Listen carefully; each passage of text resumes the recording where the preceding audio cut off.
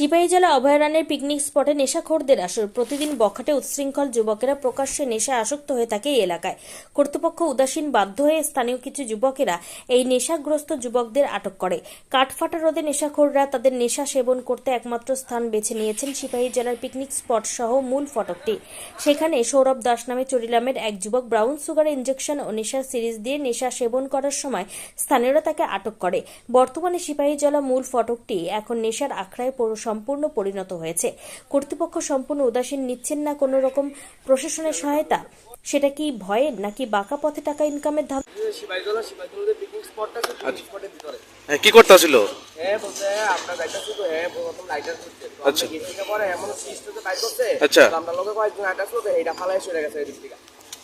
জিজ্ঞাসা করেছে পরে দিয়া না কত উপরে আমি কইছি না তো আমার। হ্যাঁ, তোমার নাম কি? সৌরভ কি? ওই দেখেন